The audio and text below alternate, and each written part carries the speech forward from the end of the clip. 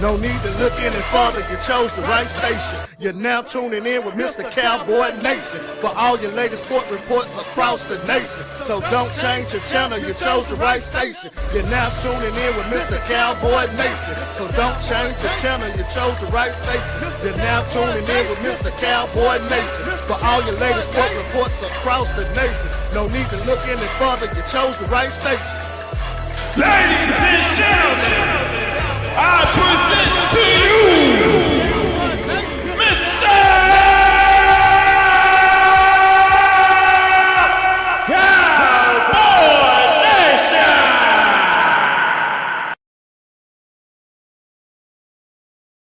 Nation! Hey, we back up in this thing. What's up? What's up? What's up? Welcome to a new episode of Mr. Cowboy or the Mr. Cowboy Nation Show. I am your host, Mr. Cowboy Nation. Can you dig it? I am the sole proprietor of this show.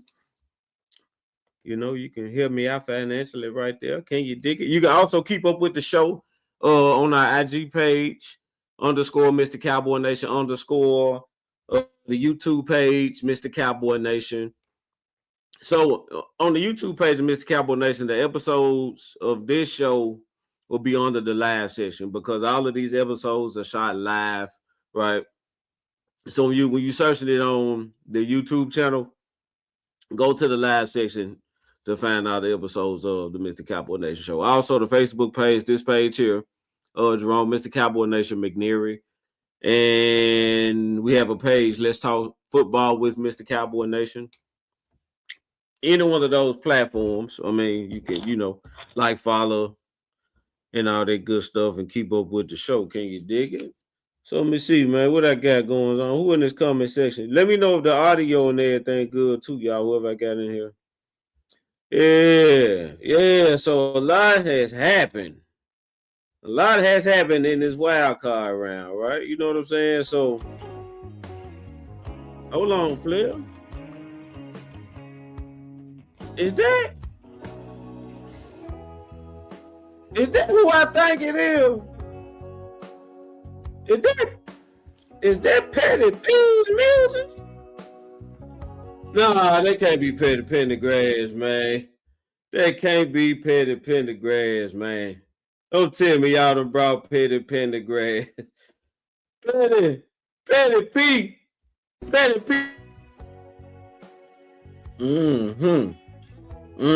Yes, sir, it is I.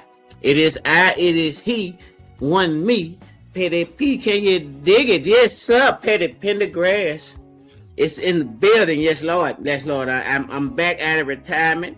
I want to thank y'all for having me out. You understand? I'm here because of people. That I come on back. So, yeah, I'm on back. So, message for today, boys and girls. Y'all check this out. The message for today, boys and girls, is be humble and sit down. I'm going to say it one more time for the people in the back. Be humble and sit your ass down. Pittsburgh Steelers, come on over here and see me, Pittsburgh. Come on, see me, Pittsburgh Steelers. Look, y'all ain't fooling old Petty P, Pittsburgh. Y'all ain't fooling old Petty P. Y'all have won the Super Bowl this year. The Dallas Cowboys been the first name on your hit list. But guess what? Now you the first one on mine. Ain't no fun when the rabbit got the gun. Come on over here and see me. They gonna file assault charges on them boys from Houston too for what they did to old man Aaron Rodgers. Poor old man Aaron Rodgers. Boy, if y'all didn't see that Danielle Hunter sack, stick around. I guarantee you'll see it later. This is Aaron Rodgers immediately after that sack.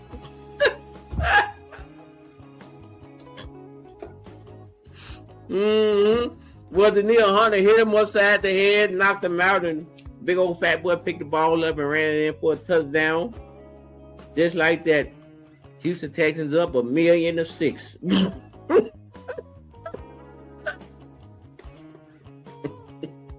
Just tragic situation.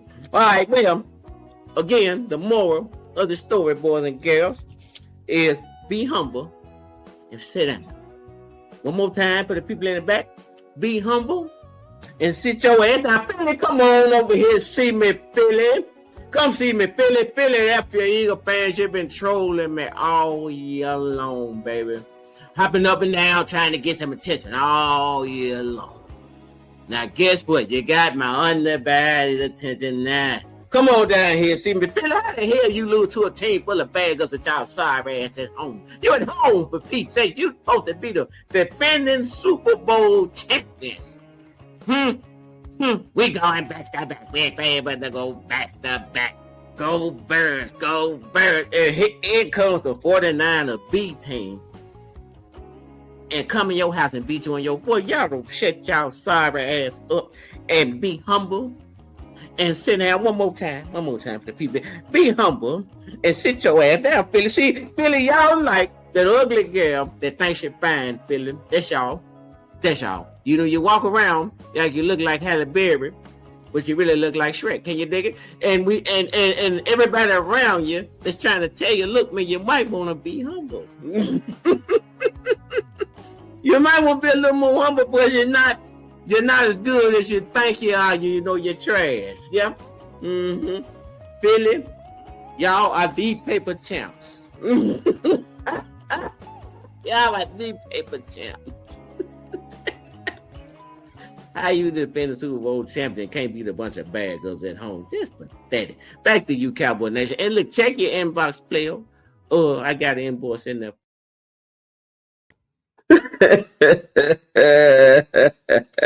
Them boys have brought old Petty P out, man. Woo, that's what's up, man. Brought old Petty P back out, man. All right. Philly, you are the paper champ. How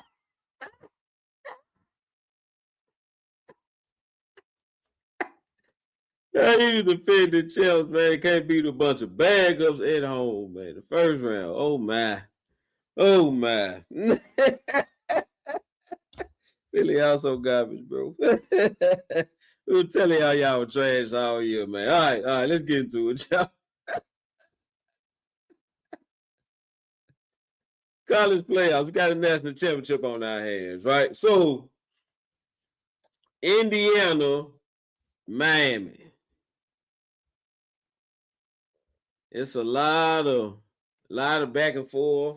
Look, I'm gonna keep it a buck, man. I'm gonna keep it 100% with y'all, man. Look, Indiana looks like a well-oiled machine.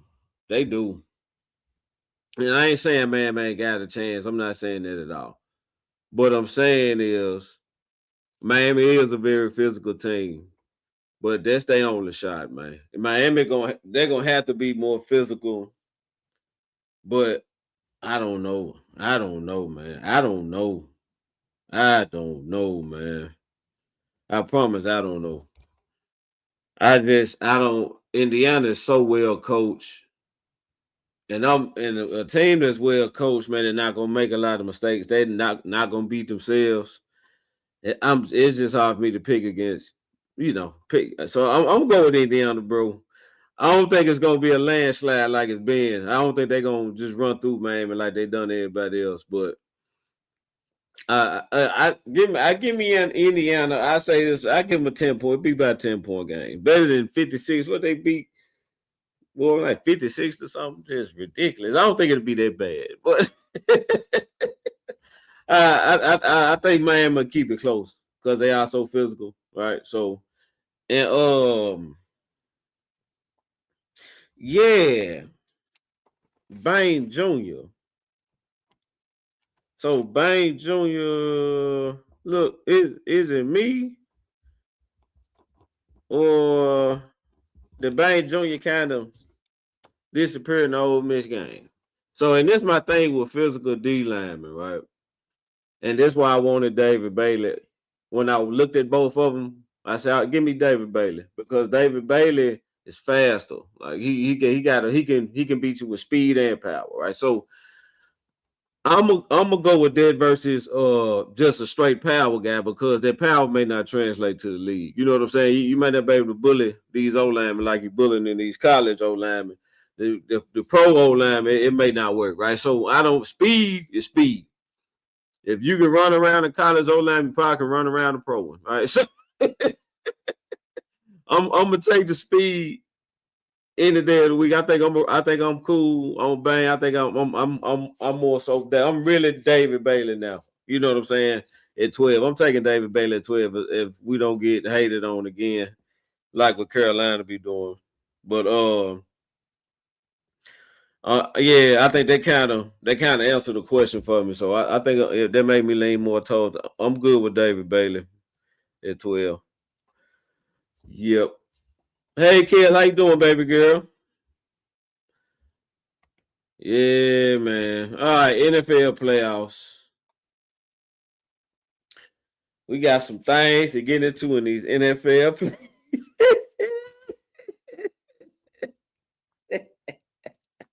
So to recap the wild card round, man, is Caleb Williams, bro. Caleb Williams looks special in the second half of this Packers game, man. He really looks special.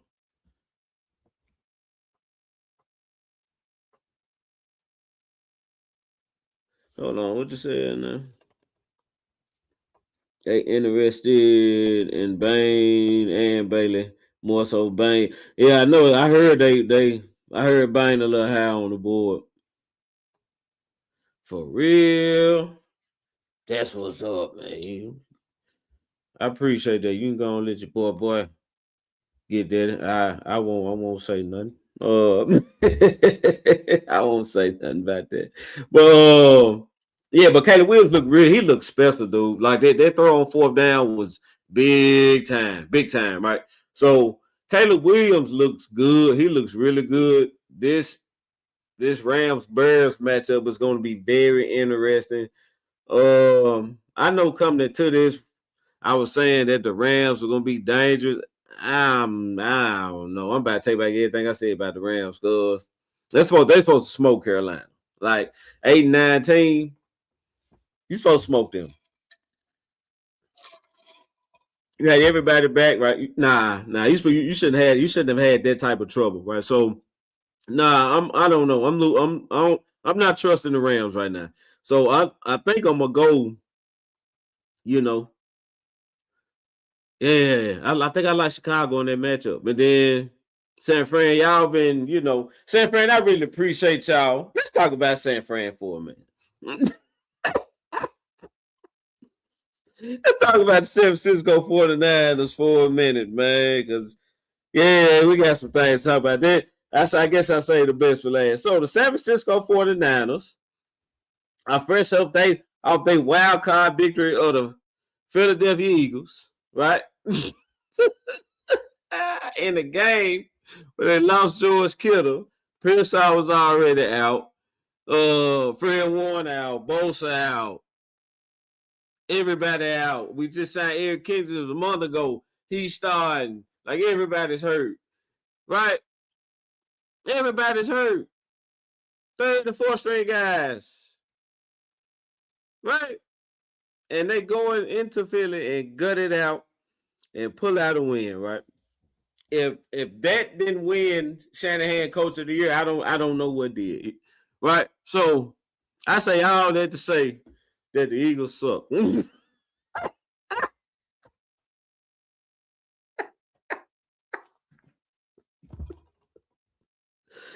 the Eagles, y'all are trash, man. I was telling y'all all year, bro, y'all trash.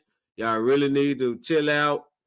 Y'all really need to humble yourself. Y'all not going nowhere in the playoffs. We were telling you this all year long, but no, not y'all. We going back to back. I'm like, dude, y'all can't score no points in the second half. Who you gonna beat? Who's one of these players say you gonna beat the Rams not scoring no points in the second half? Not. You gonna beat Seattle? Not. You didn't beat San Fran. Not doing it. Like, you're not going to be the playoff team not scoring no points in the second half. We all saw this about to happen, Philly. But no, not y'all. Y'all just had to be extra rude, extra obnoxious. You could look. You see, when I was doing these streams for about a month, they see this Cowboy stuff. Let me take this down. Let me put this style up. Let me take this down. So when they see that right there, when they see that star up there, they coming. Right? They see that star. Eagles fans all in the comment section trolling. Notice how quiet this comment section be tonight. You won't see a fly Eagles fly, go birds, none of that. APB, where are you, Philly fans? Where are you? Don't run now. Don't get quiet now. We've been telling you you're garbage. I've been calling you trash all year long. CJ Gardner got on the they trash like y'all think. Everybody saw it, Philly. Everybody saw y'all was garbage. But y'all just beat you. Go Bird. We going back to back. We favor to go back to the dude. Y'all not winning. The bag ups, bro. Y'all couldn't beat the bag ups at home. Dude. Philly, y'all suck. and maybe now y'all shut up like we've been hoping y'all shut up all year. And speaking of the Eagles, man. Got something that kind of caught my eye. My boy Thad of now to do pop it. I'm gonna let you pop it, Thad. Now, Thad a Niners fan, man. Anything you type, Thad, I'm gonna put it up here. Get him. Get him, Thad. Well, so we signed dudes off the street for that game. Literally signed dudes off. What else you got there? Philly, nobody likes you, Philly. Nobody likes you, right? So this brings great joy to everybody. All right, we'll get back to the show. All right, so with that being said, man, Shady McCoy. Shout out to Shady McCoy, man. You know, Shady he's a notorious hater. He always got something slick to say. And he always end up on the couch with his arms folded, disappointed.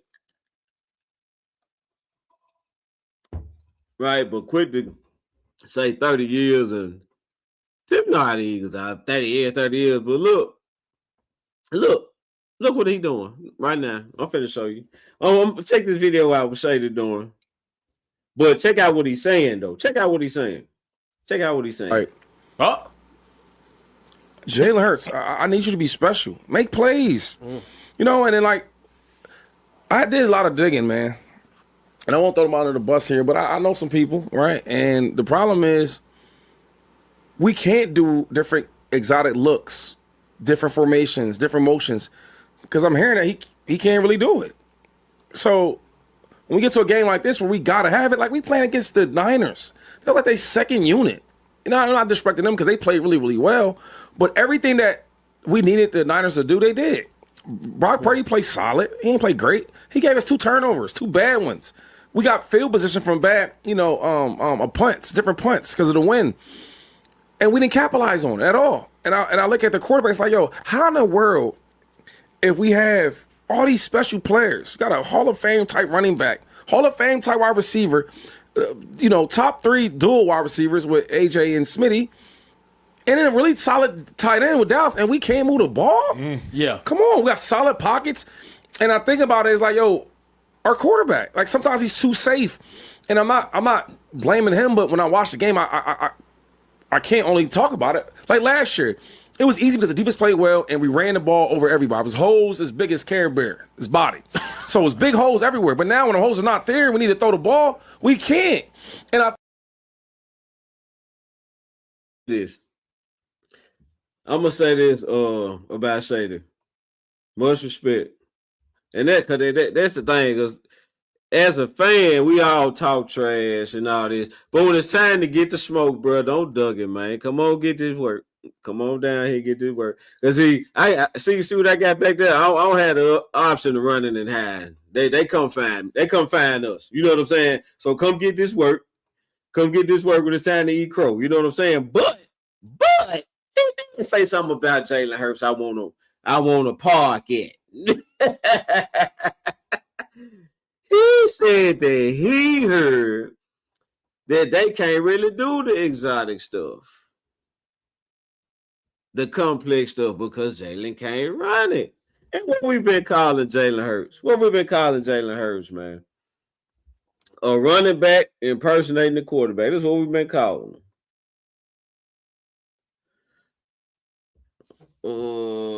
Cool. I got you. I just got your text, Kills. I'm trying to see. I'm gonna bring you on State of the Cowboys. You go and get yourself together. Go and get yourself together. I'm gonna bring you in on State of the Cowboys. You gonna get ready to crash with me. All right. So Jalen Hurts not being able to run the exotic stuff. So we've been calling him a running back impersonating the quarterback, right? That's what we've been calling. That's what my play cousin Fox calls him, right? That greater than Hurts, big time show in the building. That's my brother from another mother, Memphis Cowboys, and yeah. He already know where I'm going with it. He already know where I'm going with it, right? So we not even the saying Dak can run. That's not even. We're not even. Yeah, we're not even.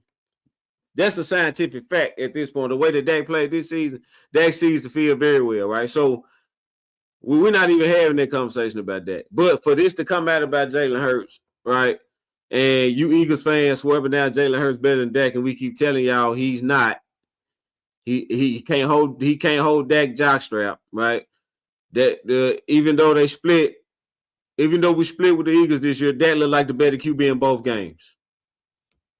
So how is he better than that? When he on the same field with the same player, he clearly looks inferior, right? So what are we talking about? Right? So I mean, ask AJ Brown. I bet AJ Brown will take Dak right now.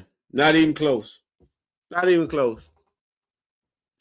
close, right? So, dude, look, let's just, all you Eagles fans out there, just relax with the Jalen Hurts and Dak Prescott comparison. They ain't the same in no shape, form, or fashion. Can you dig it? All right, so because what problems we don't have in Dallas right now is running complex route concepts. That's what we're not having. That's what we're not having problems at. We just can't stop a nosebleed. We had y'all defense feeling we'll be the number one seed. Now think about that. Phil, if we had y'all defense, we'd be the number one seed. Wouldn't be no Seattle. We'd be number one seed, Phil. So I'm just saying, bro, that we're not the same. They're not the same at all, bro.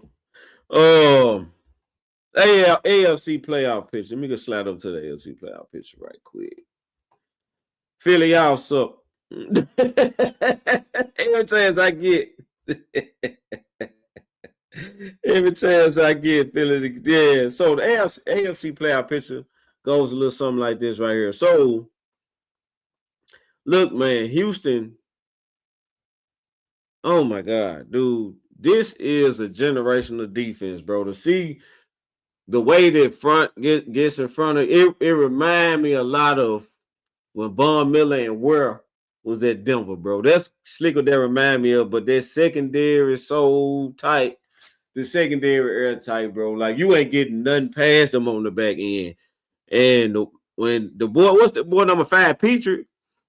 Now, Petrie wear a guarding cap, and you understand why. Petrie needs to wear a guarding cap. That boy gonna kill himself out there. I'm talking about he plays with reckless abandon. Like, he knocking dudes off their feet. You see him, yeah, you need a cap. You need to play in a guarding cap. They made him for dudes like you. But the thing about Houston is all 4 quarters, like the defense, the intensity at all 4 quarters it's gonna be hard to put up points on their defense. The bar set very low for CJ Stroud, man. I'm just gonna keep it a book. And CJ Stroud gonna get a lot of praise. As a great QB, but this defense, this is a Super Bowl caliber generational type defense, bro. Like they gonna lock up. Way they look, they gonna lock up whoever they come across getting locked up. unless your O-line is just superb. You know what I'm saying? But other than that, nah, man. Like them dudes, I don't see it, bro. I don't see it. Maybe somebody get tired. But speaking of the team that they sent home, Pittsburgh Steelers. Let's park there for a minute. So I think it is certified at this point. At this point, man, Aaron Rodgers is a certified coach killer. Certified. Everywhere he has been, the coach has vacated shortly after. Right? You can't even deny it no more, right? I'm talking about everywhere. Everywhere that he's been, the coach has been, either let go or in this case step down, right? So I think Tomlin was tired though. Because Pittsburgh, let's just keep it a buck. Y'all been trying to fight that man the last 3-4 years, right? And he just keep winning.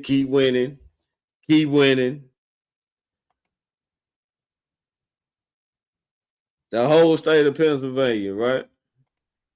What's up, baby girl? Hey, how you? Yep, I'm good. So, I'm talking about Tomlin stepping down right now, and I'm telling you, they done made that man step down. They've been trying to fire him for the last 3-4 years.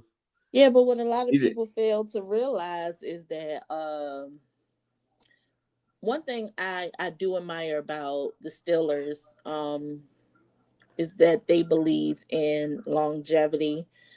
They don't believe they believe in culture. They have always been a team about establishing culture.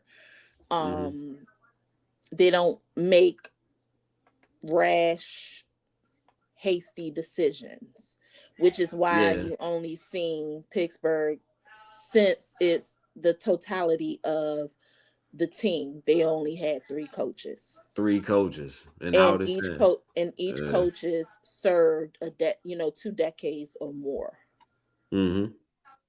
So, but what I do want to say is I don't want Cowboy fans to think that, we have a chance of getting a Mike Tomlin as like even I don't even want him as a DC. I think he needs to chill. I think he needs to take a year off, man. But he deserves. He has to do, but that's what he has to do, because if anybody is interested in getting a Mike Tomlin, they will have to trade for him, because he is still what's the word I'm looking for? He is still legally, contractually binded. Yeah, that's what Nikki in the comment section. Yeah, she's saying the same thing. He's still under the contract. So it's something similar to like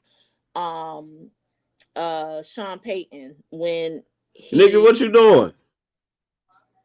When he stepped down from New Orleans, he was still under New Orleans Saints contract, because he also signed an extension, and the Broncos wanted him. So the Broncos made a huge trade deal to get him. So that's so if any team wants him, that's the thing. So he basically I think he has 2 years left on that contract. Leave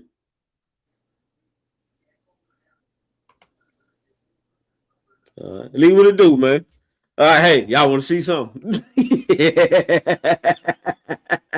You want to see something, Kelly? You want to see something? Check this out. 3rd down and 12. Rodgers, time runs out.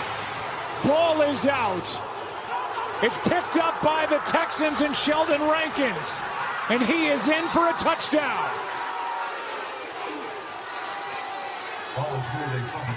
Anderson and Rankins got home on Aaron Rodgers, and then Rankins took it into the end zone, and obviously it'll be looked at to make sure that Rankins was not down by contact.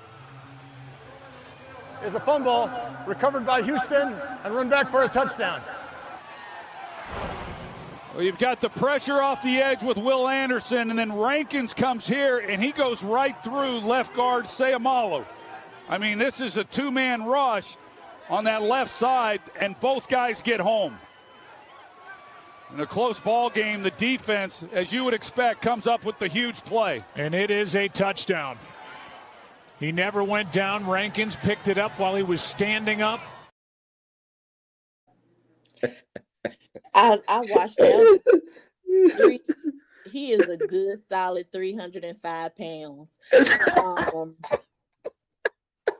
And he should have been well, they're not doing angry runs because it's in Pro Bowl. So it's the angry rounds. He should have won the angry rounds for the wild card. The wild card weekend. But they gave it to Osiris Torrance from Buffalo. But I think Sheldon should have gotten it for the wild card.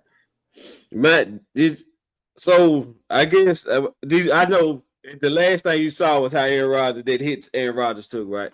Yeah. So what you think? You think he done?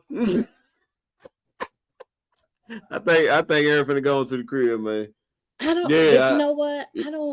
I don't know because what? Oh God, I can't think of his name. He won the Super Bowl with Pittsburgh, but he's on Good Morning Football. But what he said this morning is the same thing I've heard from someone that I know that's in the Steelers camp, that Rodgers being with the Steelers was the happiest he has ever been. Like he wasn't happy. He wasn't happy when he was in Detroit.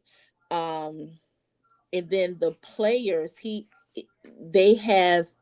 the players really enjoy being mentored by him. So if you see Aaron Rodgers getting not upset or anything, not maybe upset is not the word, but if you see him kind of annoyed with what happened on the field with Pittsburgh, whether he was talking to his receiver corps or the lines or even somebody on defense, is that he holds them to the same high standard that he holds himself into. So, but the players that they want him back and everything, honestly, because looking at this year's draft class, there's really not a lot of quarterbacks that's coming out. I mean, it's some quarterbacks coming out, but it's not a lot of quarterbacks that's coming out that will be ready. Like even if you draft them in the first round, they may have to sit out a year to develop.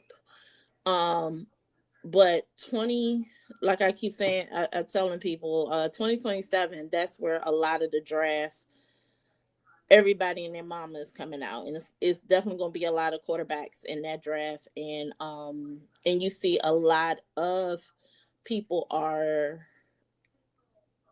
recommitting to their universities instead of declaring this year's draft. They're waiting for next year. So I don't know. He may do another year. And I know he's probably kind of sidelined that Tomlin decided to step down because listening to his post game interview, he was very basically talking like Tomlin is going to be back for this season.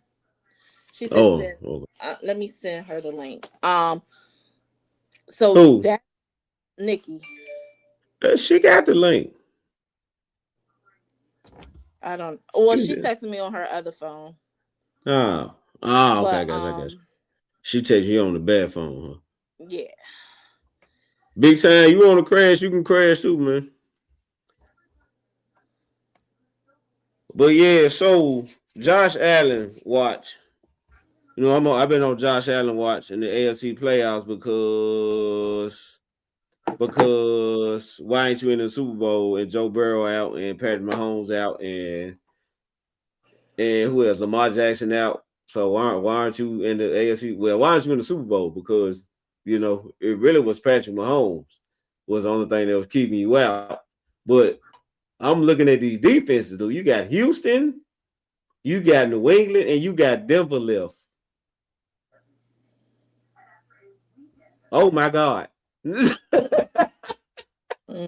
I don't think he's gonna make it, bro. I don't think he's gonna make it. I don't think he's gonna make it out of that. I'm sorry. Yeah. I'm sorry. I don't think he's gonna make it out of that. I enjoyed last night's game. I was really looking forward to that one because I was like, you know, it was the two black head coaches for me. Mm-hmm. So yeah, man, the Miko Ryans is doing an outstanding job with them boys over there, though. He really is. He was doing an outstanding job when he was in San Fran. Cause yeah, we know that all too well. All right, I so think we meet up with San Fran this year, if I'm not mistaken, this season. Yeah, I got a cousin that's a San Fran fan. We got y'all in Dallas this year, man. I'm like, oh, for real? Yeah, and they got Robert Saleh, so hey.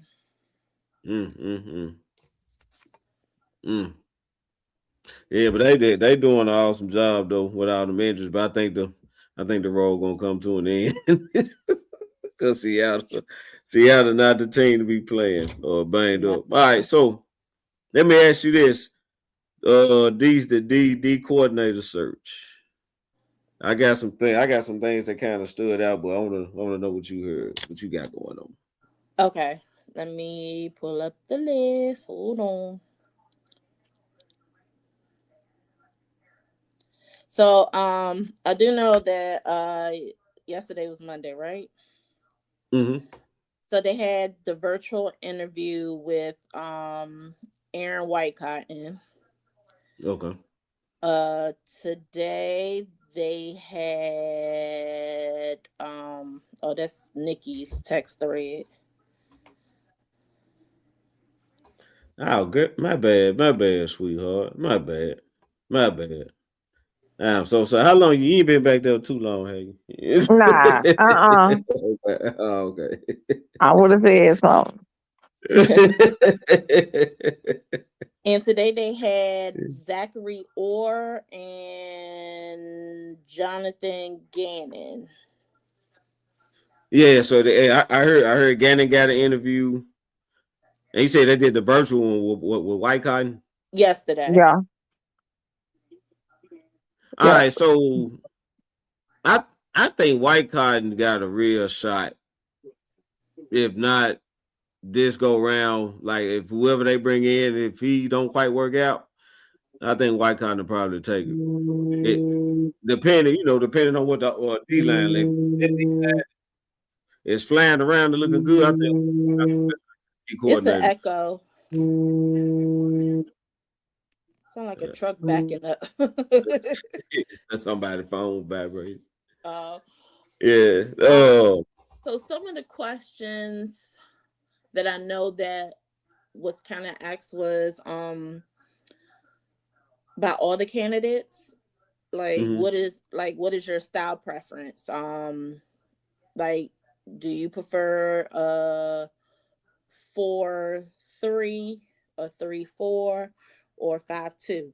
Now it seems like that they're gravitating more towards a 4-3, a defensive coordinator that will run a 4-3 and a 5-2.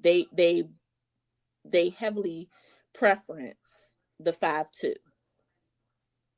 Okay. And they did not start running the 5-2 until we got Quinnen in the building. Yeah.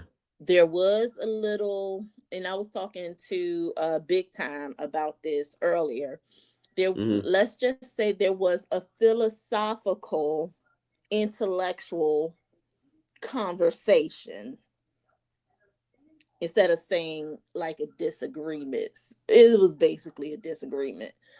Okay. With Whitecott and Flus, because they wanted to keep Kenny Clark as the nose tackle and put Quinion in the 3-tech position. But Whitecott knows the skill set of Quinion Williams because he had Quinion Williams, Solly, and Perion Winfrey when they was with the Jets. Whitecott told Flus, basically, Quinion is not a 3-tech. He is a 0-tech and a 5-tech. So that's why you saw, once we got Quinion in, his first game was with the Raiders. Then that's when you started seeing people on defense in their natural position. I got you. So you saw Kenny Clark, who is an actual natural 3-tech. But then you started seeing Quinion in a 0-tech. Where it lapsed was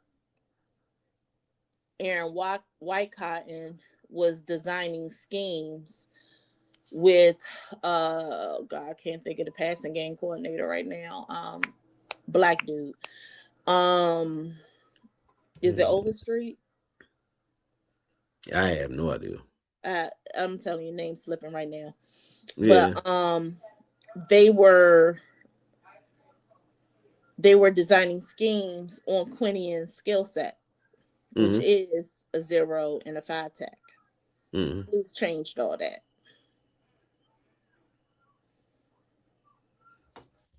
Like I said, philosophical. Because he really didn't know what he was doing. He didn't know how to handle the different versatile skill players that we had and what their skill sets was. And I do know they also asked them if they are zone coaches that only want zone, or are they versatile coaches? Yeah, you could play a little zone here, and you could play, man and press here a little bit more here, because our defensive backs are man and press players. And you can't force zone on them and try to force it on them like Everflus was trying to do. He was trying to force zone on them, and this just wasn't working. It wasn't clicking for them because that's not what they do. Granted, I understand that they're professionals, and I understand that they should be able to switch over at some point or know some of what you're.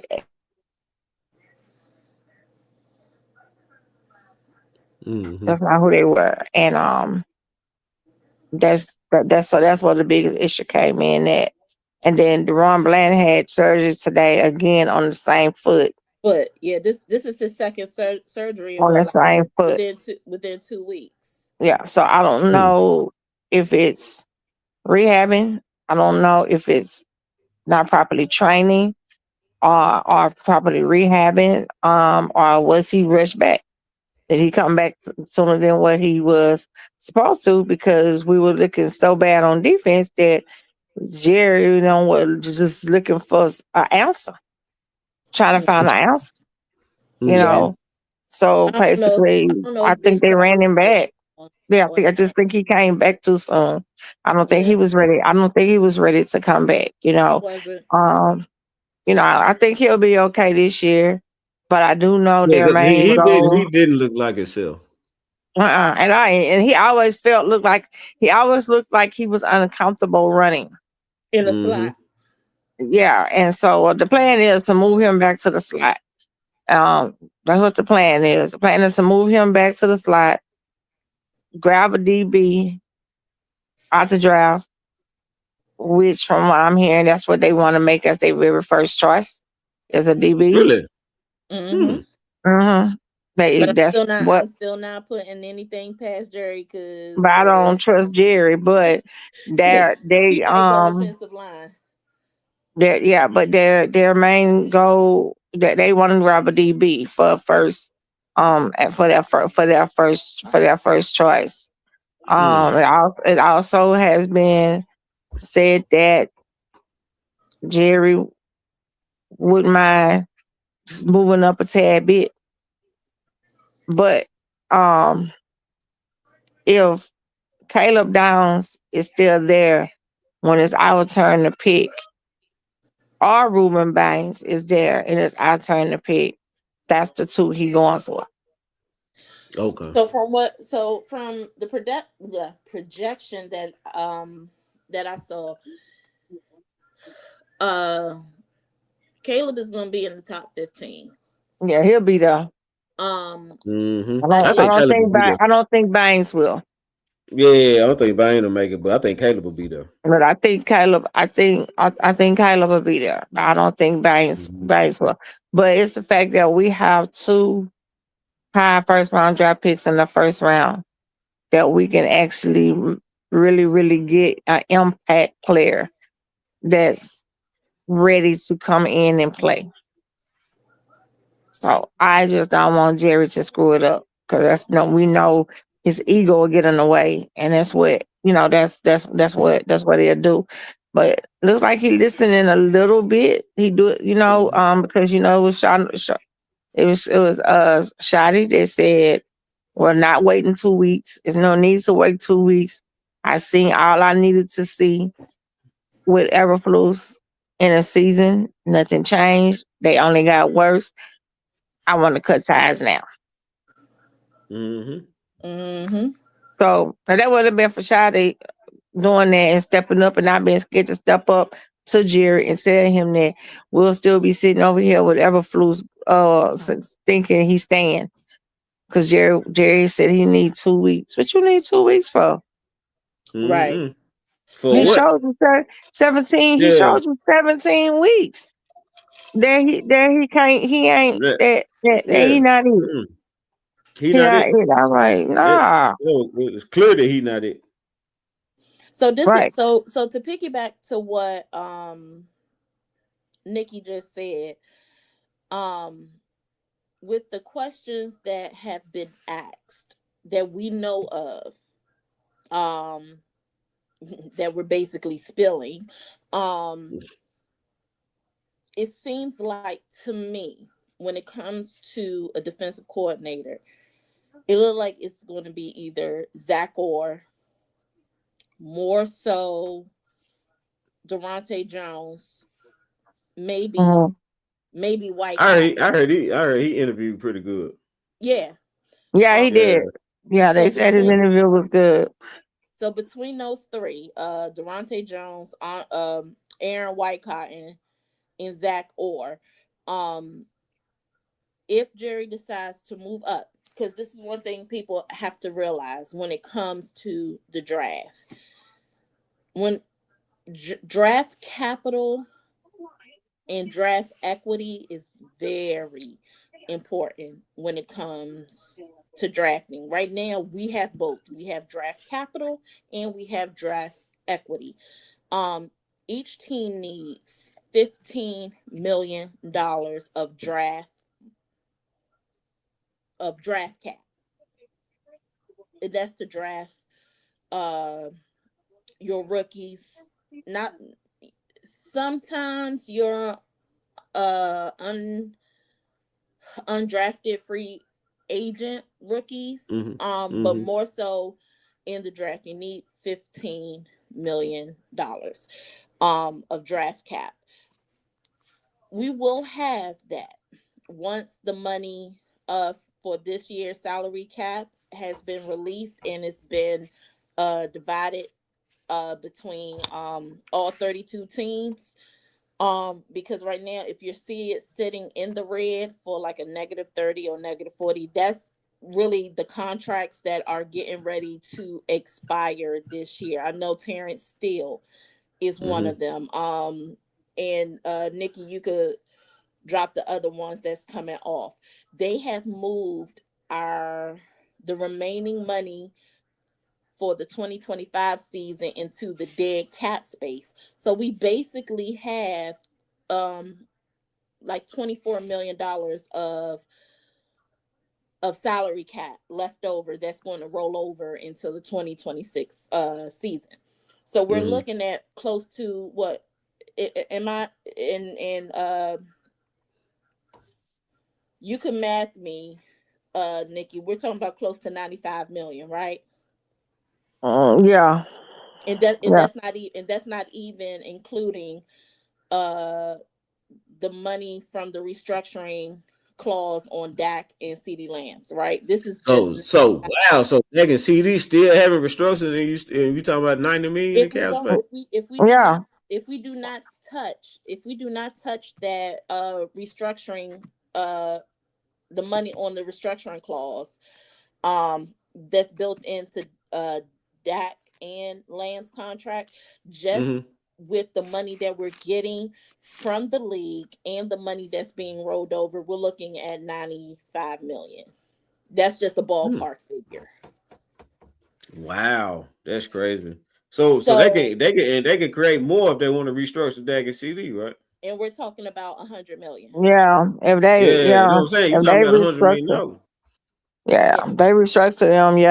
We coming up. Yeah, but only thing I hate about these restructures like this is that they get it on the back end. You're just kicking it down the road, kicking the can down the street, and then they catch up. Then they catch up with you. You know what I'm saying?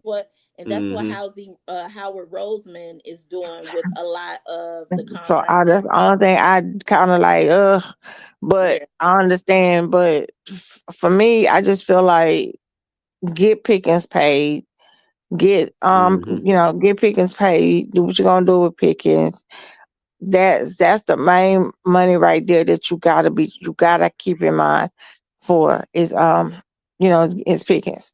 And I'm just a little bit worried about how that negotiation is gonna go, because he has the same agent as Michael Parsons now. So I just kind of worry how that negotiation is gonna go, because it's almost like him and David have a fractured relationship now. Because of how things went with Parson.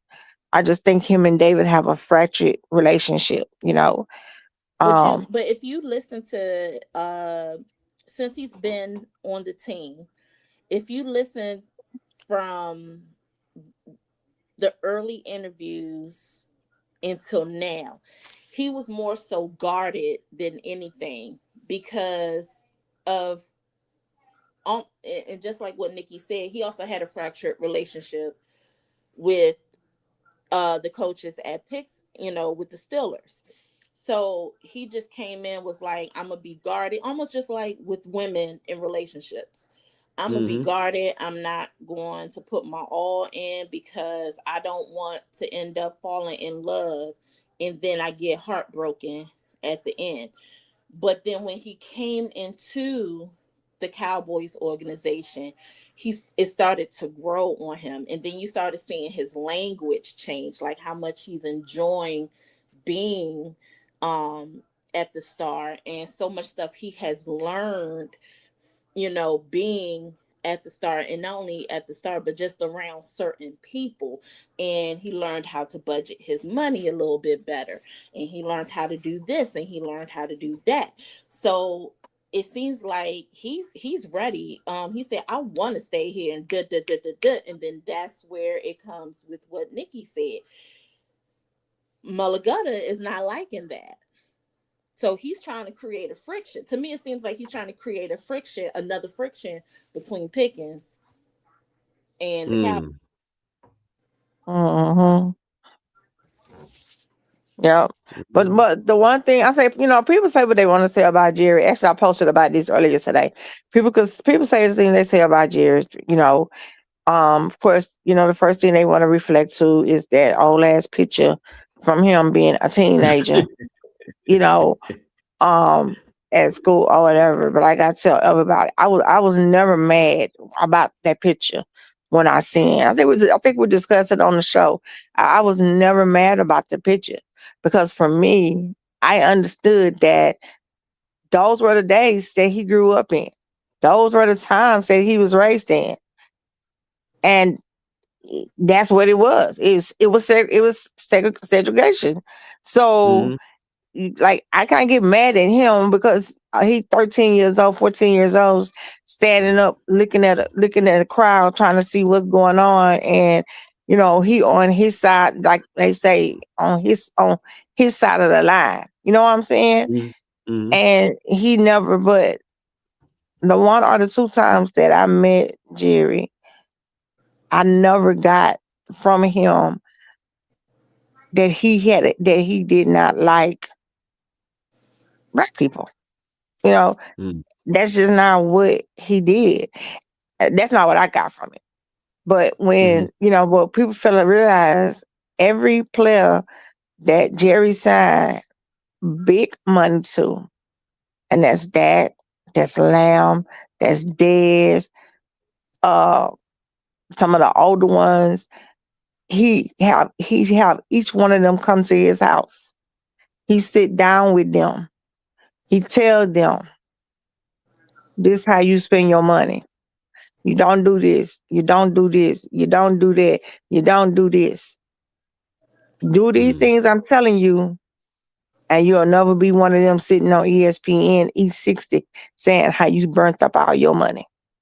And that's why you see Stephon Gilmore at the Star a lot too, because he's also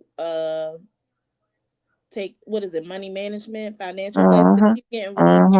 He's getting ready to set up shop at the Star. So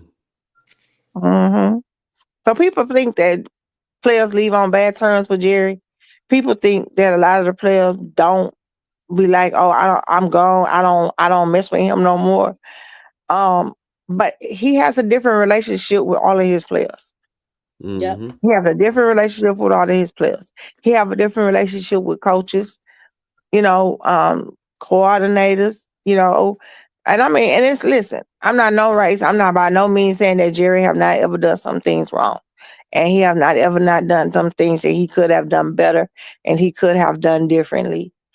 But you can't knock the man for having the money strategy part down pat. You can't knock him for that.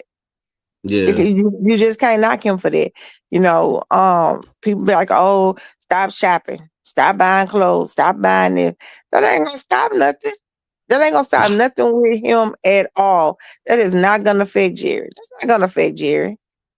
It's not. Because we're a worldwide team. So even if I don't go to the pro shop here a whole season, you know how many people that come in town and they run into the pro shop because they don't have a pro shop to go shop in? Man, I promise every time I'm in Dallas, I hit that pro shop. Yeah. Right. So right.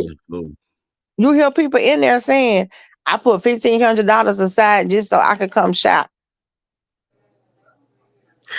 Right. It is what it is. But right now, well, it'll probably come out. But him and Quinn at odds right now. Yeah. Because don't he said, hold on, him and who? Him and Quinn are at odds right now. Really? Yeah, because of Flores. Quinn and Jerry.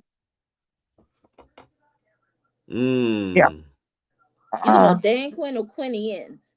Dan Quinn and Jerry are at odds right now because of Flores. Yeah, so Flores, what Flores got to do with Dan Quinn? Maybe he trying to get him. He sure is. He trying to get him. Yeah, I saw that. Yep, they just requested an interview. What was it, yesterday or today? Uh-huh. But see, the thing is, I'm gonna tell you why it probably won't be so much of. So back to before I get into, because all this is going to roll in together. So when you look at like I said, you need the 15 million for draft cap, right? And we do have the draft equity and the cap. We have both this time to move up. So if Jerry decides to move up, I can see us trying to move up to get Bain, because not only Bain is a 3-tech edge rusher, he also has 5-tech capabilities. And that's why I said it seems like that the 3 DC candidates that we have talked about, or White Cotton and Durante Jones, that's their wheelhouse. They like 3-tech, and they like 5-tech, they like 7-tech, and they like 9-tech. So so that's why I could see it with that. And I think that's why they're trying to get B-Flow, because B-Flow also works with a 5, a 9, sometimes 7. So that's more like his wheelhouse. The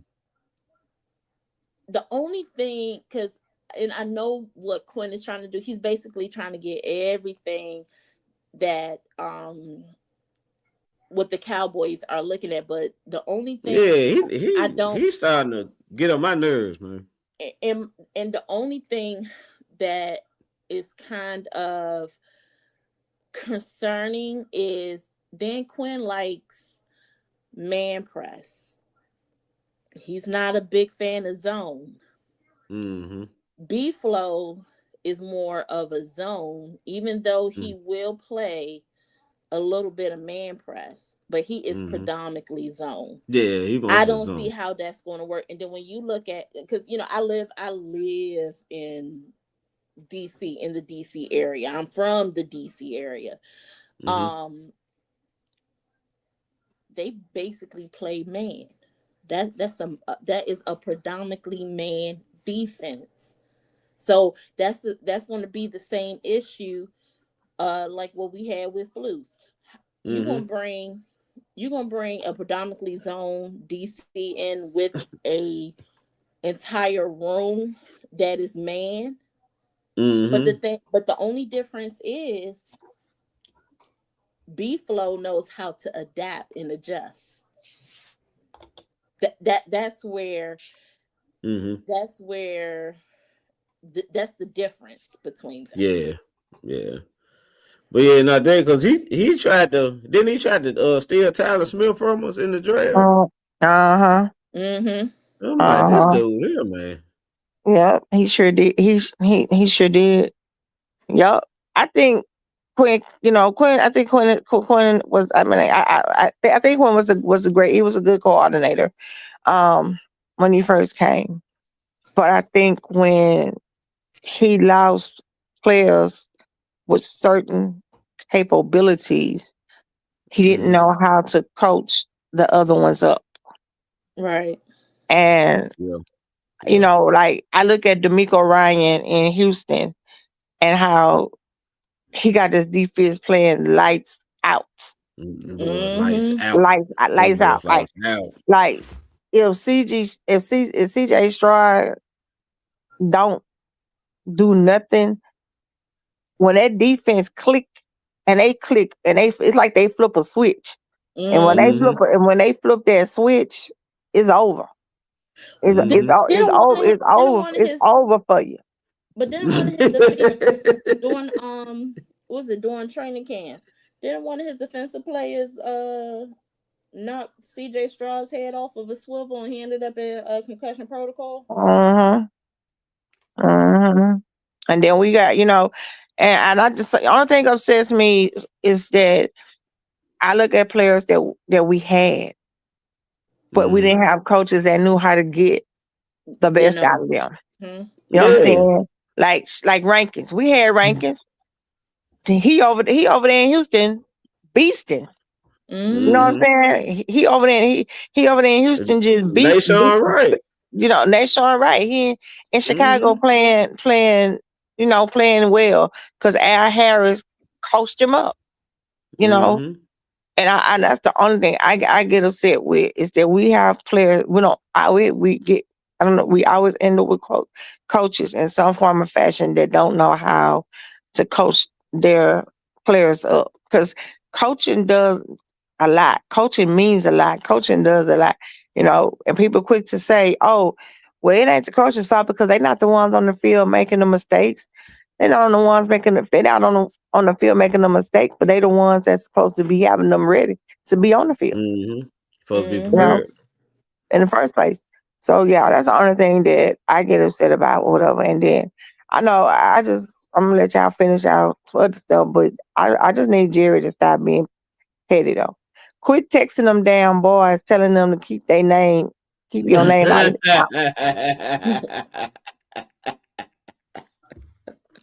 I was with him on that though. But I'm with him on it. I'm with it on. I'm with him on it. But I was like, this nigga right here. I said, this mug right here, testing him and keep my name out your mouth. That's Jerry. But you see, but you notice some stuff about them starting to come out now. Yeah. Yeah. It's a lot of stuff coming out too. And they saying, you know, come out about them now. Yeah. They say Parsons been being disrespectful. They say he been being disrespectful.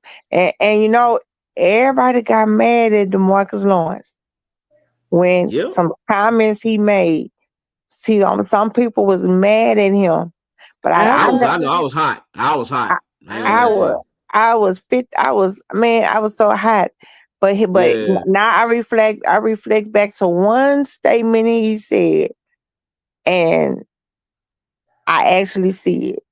He said he would have stayed, but he couldn't stay because they had certain people that he couldn't tolerate no more. He would have stayed, but they had certain people he couldn't tolerate no more. And we know who those two people are. And they put them in the sack together, and you don't know which one gonna come out first. Listen, I totally agreed with whatever. I mean, Tank is a lot of things. But he was serious about his. But what play. he said was he was true. It was true, and that's he was right. Yeah, I understand now. I understand what he was talking about now. Yeah. I totally understand. It wasn't Jerry. It wasn't Jerry. It wasn't everybody. Oh, he leaving because of Jerry. It wasn't Jerry. Oh, Jerry cheap. Jerry didn't want to pay him. That wasn't what the issue was. The issue was he didn't want to be around. They said, oh, he jealous of him. You know, he jealous of the other one. He jealous of him or whatever. He not jealous of him. He just know how a star player is supposed to act. He just know how star players act and shit. Now I'm looking back, you know, Tank made that statement and said he was going to Seattle because he could win the Super Bowl there. The motherfuckers 2 games away from winning a Super Bowl. What? Look like they gonna get there. Yeah, look like they gonna get there. Yeah. 2 games away. So I'm like, damn, he really said that. Yeah. I was like, wow. And I went off when he said it, but I see what you're talking about. Everybody did. But the thing, when Malik and Tank made that comment, and like, I don't have no issue with the podcast. That wasn't my thing. But what I gathered out of it was they basically said, we don't care if you do the podcast. Just keep the same energy you put into it. We want to see that on the field. In other words, not only on the field, we want to see you come to our meetings on time when you're supposed to. Do not fall asleep in these meetings. That's why Jerry we had a one-on-one with him about a leadership, and then it went from leadership to about the contract. So about the contract, all of that, you know, Of course, that's his version. That's his story. And I'm not saying he lying. I'm not saying whatever because we don't know what going on behind closed doors all the time. But my thing, and I'm gonna stand on it. I said it on your show before. I said it on our show. I'm gonna stand on it. He was wrong for sitting there and agreeing to a contract, knowing that your agent hadn't agreed to it yet. Yep. He was wrong just as well. Jerry was wrong because Jerry know you don't make a deal with nobody that they got if they got a contract, if they got a agent. But he was wrong. He was wrong because you sat there and you agreed with him and you shook hands with him on it. And back in the day, shaking your You hand, could do that. I mean, he your did that word with is your bond. You know what I'm Your saying? word is your bond. Your Your word word is is your your bond, man. bond. Yeah. and that's So how he you grew up. can't then Jerry, a Southern boy, man. You can't that you know what I'm saying? You look me in my eyes and shook my Yep. hand and then Yep. turn around and did this. Yep. So that's like he lost all trust. Your word ain't worth a damn. Yeah, and I think that's what hurt Jerry more. But the thing is, Jerry needs to realize the things that you used to do, You can't you do can't do anymore. that no more. Yeah. He used to could get away with that with the back in the day ones. But you can't do that no. You can't do that anymore. And the You thing is, can't. and hold on, let me go to the So they supposed to have the first annual league meeting of 2026 is going to be in Phoenix, Arizona. It's going to be March 29th through April 1st. I think that's going to be one of the things that they're going to talk about, how now players and agents in the front office, they have to be together. Like you can't have, conversations with the agent and not the player. And not the player or player and not the agent. Yeah. They make it. They finna this starting this year. They gonna have both of them have to be present. Right. So you can't go talk to Jerry without your agent. Your agent can't talk to Jerry without you present. Yes, what's up? Yeah. So they making that, they're bringing that into effect because they said it's just, I guess it's not, it's happening with all the teams. It's not just Jerry. It's not just us. It's happening with all the teams. But the difference between it is that it don't get leaked out. It don't get put out and become a circus. You know what I'm saying? It don't do that. But only with Dallas it does that. But because Quentin Williams, he went to the Jets and he told the Jets he wanted a trade. He just didn't do it publicly. Yeah. He just didn't do it publicly. Logan Wilson did. They wrote a And Jerry wrote a letter. tried to get Quentin. He tried to get Quentin Williams way before he got him. He did try to get him, but just denied him or whatever. And then, Aaron Glenn felt like Mizey was a better spot for what he needed on his defense. Now, they finna cut Mizey. Yeah, I heard they finna cut Mizey. I said when we drafted him that wasn't a draft. That wasn't the person we should have took.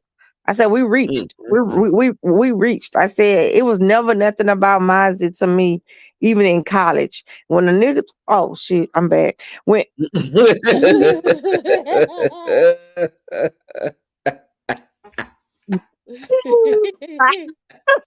that shit slipped. Edit that part. That's because I had to got. Oh boy, that's how mad I just got that fast. When he said, and look, and you don't want to make anybody feel comfortable that they can say it. Oh Lord Jesus. He said, he don't even like playing football. He just like to hit people. Yeah. And everybody thought that was so like, ooh, no. That was exactly what he meant. He don't like football. He just like to hit people. Because he was But late to me. He was so strong, though. I just knew that and Me that's too. I said, man, he too strong. He too strong not to be halfway decent. You know what I'm saying? So Right. and oh my God. But you gotta fault Clint. You gotta fault Quinn a little bit.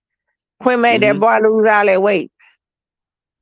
Okay, I got you. Mm-hmm. Quinn made him lose all that weight, knowing that he was supposed to be a defensive tackle and he's supposed to plug the hole. How you expect him to plug the hole and he smiled? He can't plug no hole and he smiled. You drafted him at the size you drafted him for a reason. Yeah. So I don't know, but I don't know. Basically, I don't know. It's they just I don't know. A lot of people didn't like Shotty, but I think he was a good choice only because you see the culture changing more, yeah. and he's speaking up to Jerry. Mm-hmm. He's telling him what it is. He's telling him what he expects. He's telling him for the draft, you're not gonna sit here and pull all the cards you want because I gotta coach these boys. I gotta be sure that what I bring into this team is what's supposed to be on this team. All I need you to do is give me the approval to get them. That's it. Yeah, That's I it. think Shotty did a great job of understanding what was wrong with the team. Like, cause I think I've always said that like the team was sick, like the culture was just terrible. You can tell because they were so undisciplined. They're so undisciplined. You know what I'm saying? And it was no sense of team. You know what I'm saying? It was like, right. they just out here just chilling. They just having a good old time. You know, it wasn't a football team like when Jimmy had it going. If you saw Jimmy the way Jimmy ran the ship, I And Tom understand why. Landry. Yeah, and Tom Landry, but I understand why Troy was so critical because ain't no way in the hell like. Right. When Troy was here, what was going on the set? That we were about football. We were a team. We were a team, and we were a football team. Like what we've been here in recent memory. Now we've been a circus. But Shotty is trying to turn this into a football team. Like that's why you see the certain guys out, and he bringing Quentin Williams, a solid leader. Kenny Clark, a leader. Kenny Clark is too. Yeah, don't say Kenny Clark a good leader. Like he getting leaders in here. So he trying to build a culture, man. I'm with it. It's gonna take some time because it was jacked up. I think that's what we need to. I think that's what the fans need to realize. It's gonna take. This ain't gonna be a quick fix, right? So no, it was egos. Yeah. It was too many egos. In the locker room, it was too many egos. And when you have that many egos in the locker room, you can't coach nobody. right. You can't coach a team. You can't coach nobody. You can't make them right because everybody think they is the story. Everybody think they are the story. You're not. You're not the story. You part of the story, but you're not the story. You know. So, but I just think it's gonna take like you said, it's gonna take a little while to get it back. Like we need to get it back. But the first thing that we have to fix is that defense. We have to fix the defense. We just have to. But I the wouldn't thing care if is, our pick was defensive picks. So let me say this right here. So we was talking about a trade, right? But I'm at a point now. I was down for a trade back when we had an opportunity to try to put a defense next to this offense. Because I think we all felt like the offense is Super Bowl caliber. So when you telling me I can make a trade for said player to give Dak a shot this year, then let's do it. But once that pass, I think I'd rather have the 2 first-round picks. Now I don't think I won't say it playoff no more. I think and then it's a guy Trey Henderson. Trey Henderson from the Bengals about to be a free agent. He can sign wherever he wants. You know what I'm saying? So why not sign somebody in free agency and keep the 2 number ones versus having to give something up? That don't make sense to me at this point. You know what I'm saying? Yeah, now, me neither. Last year maybe but right now Yeah, nah. I wouldn't do it. I wouldn't do it this year because of they contract about to be here. What I'm gonna go get you for? Yeah, exactly. What am I gonna get you for? And your contract about to be out. I can just wait for you to be a free agent. So I mean, what are y'all? What were y'all thoughts on what were y'all thoughts on the game on the game on Sunday? Which one? Which game are you two referring to? No, I have to be missing. Well, I'm not so much. Eagles have been playing that bad in the second half all season. All season. All season. All season. Pretty much all their games they won. If they won, they only won them in the first. They won them on the first half, and the other team they were playing just wasn't strong enough to beat them on the second half because they were not a second half team all season. Wasn't. So it just caught up with them at the wrong time because they were not a second. But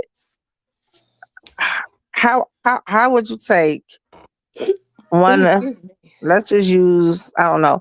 How would you take Pickens going over to the sideline and threatening to punch the coach in the face doing a game?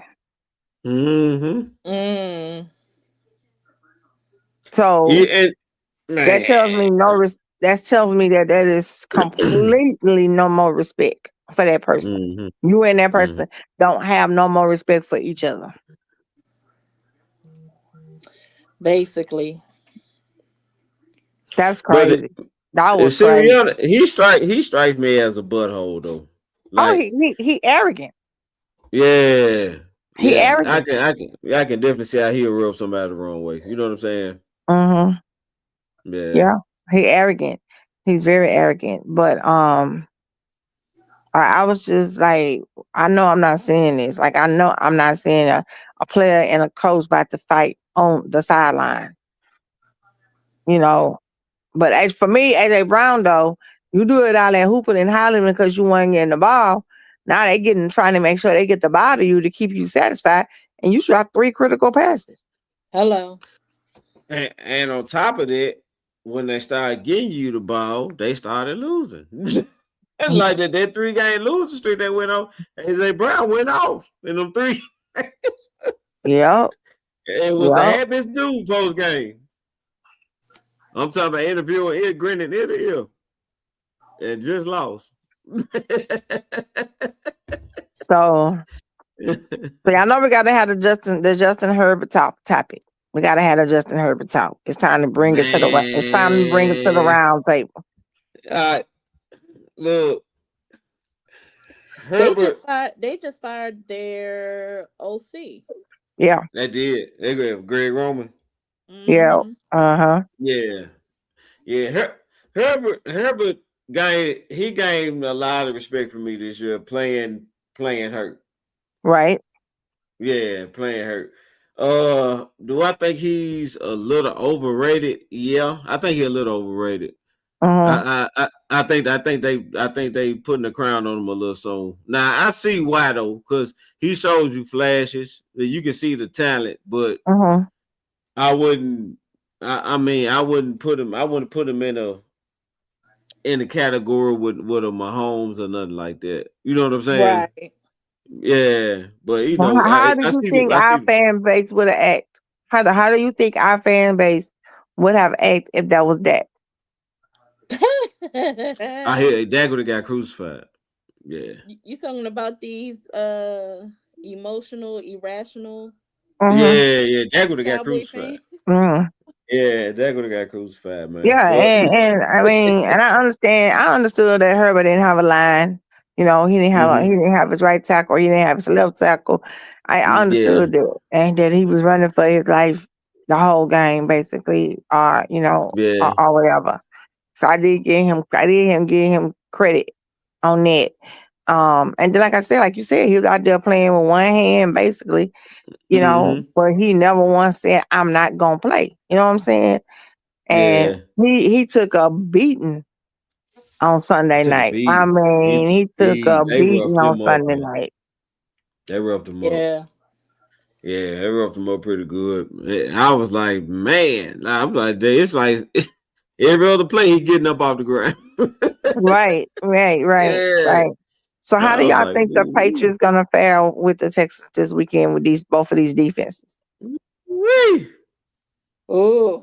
How y'all think it's gonna fare out? For me, I just feel I'm not saying that the Texans can't win because defense wins championships, and I'm not saying that they can't win, but what I'm saying is that they're not used to playing in that type of weather. So the Weather. weather may be a big factor for them. Maybe a bit, because they a dome team too. Right. Yeah, The weather may be they're a like big Yeah, factor for they a them. dome team. So they're yeah, like they us. may woo-wee. They're like And us. that Boston cold different, Jack. Yeah, they're like us. They're an air quality control stadium team. Uh-huh. Mm-hmm. Uh-huh. Yeah, that That's Boston so cold many different. going. Yeah, that's the only thing I'm saying. But we're gonna keep it a book like we do. Um, CJ Stroud is just not really that dude for me no more right now. Like he missed so many players open. He missed so many whatever, and that's just I got to keep it a book. I liked him when he came into the league. I like him, but he has regressed from where he was when he first came in the league. Of course, they ain't have no film on you. They have film on Mhm. you now, so now they Yeah. know how to game plan for you. And I feel like Variable is going to bring the heat on him. Yeah. And Yeah. I feel like he's gonna bring the heat on him. And I'm not saying that, Houston defense ain't gonna be able to do nothing to Drake May because that Houston defense is oof woof. I said Yeah. Yeah. if we had that defense and our offense or Denver defense and our offense, we would be Mhm. on our way to the Super Bowl.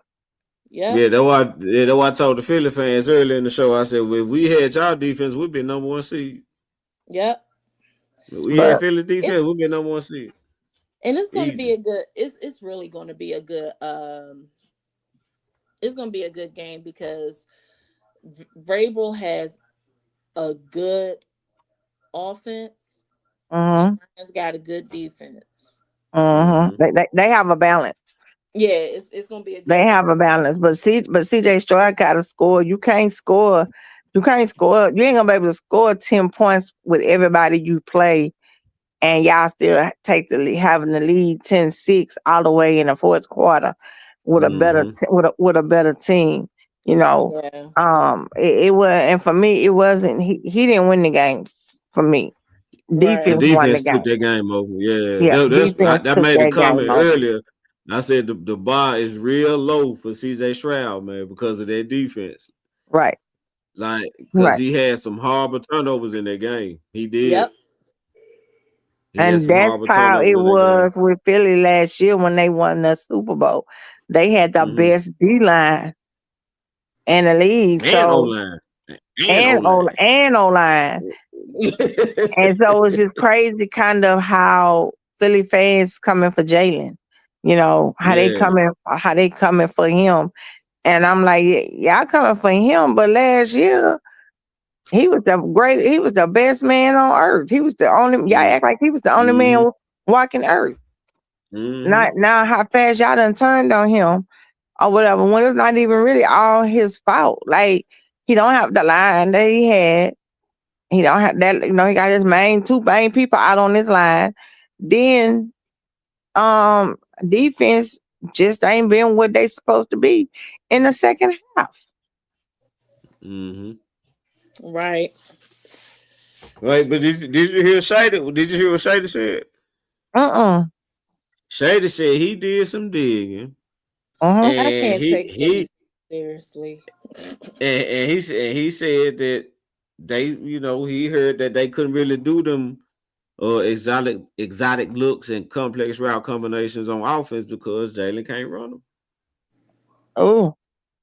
Yeah, he said that's what he heard. Yeah, yeah. So I was like, Oh. whoa, Right. Oh. yeah, yeah, whoa. I was like, now that's a problem we ain't got right now.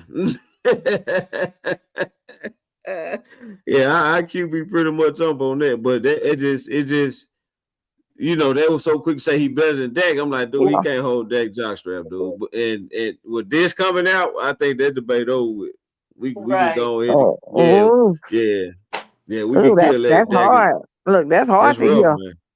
man. Yeah, that's rough. But Jalen is a running back turned quarterback. Yeah. Yes. He is a running back turned quarterback. What if And I call him a running back parading as a QB? yeah. And that's what he is. What he is, man. I hate to say it. I mean, people don't like you to say it, or they get mad when you say it. But that's what it is. He's a running That's back what it turned quarterback. is. That's what it is. Now when I am the team that I am, I'm got my eye peeping in on is the Ravens, because I didn't know that Lamar and Harbaugh had bad issues. Me neither. I was shocked to hear that. I was shocked that they had the issues that they had, but I knew something when they asked Lamar about it at the press conference, and he said, "Y'all think I'm finna talk about that? And we just lost a game." He was like, "I'm ain't worried about that right now. That'll get handled by on its own without me." And like, damn, next day Harbaugh gone. Well, a few days later, Harbaugh gone. I didn't know they had issues like that between him and Harbaugh. Yeah, but they said it came out in the press conference, the post game. You could tell something was off kilter like last season. Mm-hmm.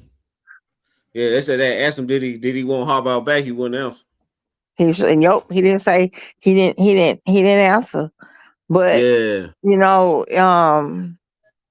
from my understanding, they said Harbaugh, they wanted him to fire Monk and 2 more of his assistants. And Harbaugh was like, "No, I'm not firing them, because that's not the reason why we didn't win. That ain't the reason we didn't win." It was like, we didn't win because we didn't have our quarterback on the field. But you know what? But he could be at parties. So that's a slick thing. That's a slick thing Harbaugh said. But see, that's also now coming back to the DC candidate. Something is telling me that we may get Zachary Orr, be only for the simple fact that when this new coach comes into town for Baltimore, whoever he may be, he's coming in with his own staff. And most of the time they want their own coaches, yeah. Most of the time they want, most of the time they want Jerry, the only one that forced Mike McCarthy to keep Kellen Moore. But most of the time they want their own coaches. Nobody is interviewing for Zachary Orr. And I love Zachary Orr, the way that how he ran that defense for the Ravens. For the Ravens, yeah. But from what I'm hearing from Cowboy Wiles, they doing all these interviews, but they man that they really want is old boy from Denver. That's who they really want. Leonard. Yeah, Leonard. I heard that. Yeah. I forgot. I forgot he used to play today. They showed his highlights. I said, "Oh, damn, that's who that is." Yeah, I remember seeing him play. I watched him play. He was real solid. He was very smart player when he played. So it makes sense that he ended up being a good coach, because he was very heads up player. So I mean, Denver balling. Denver secondary nice right now. I take it, Yeah, I take it. I for sure take it. Yes, we don't if the offense can keep playing the way it's playing, we don't need, like I said, we don't need the 2000 Ravens. You know what I'm We saying? don't need, Yeah. right. Yeah. We don't need, We just need a defense that could stay in the middle.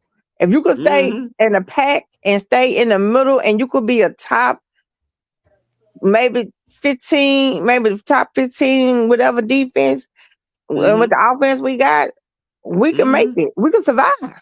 Yeah, we can survive. We can survive.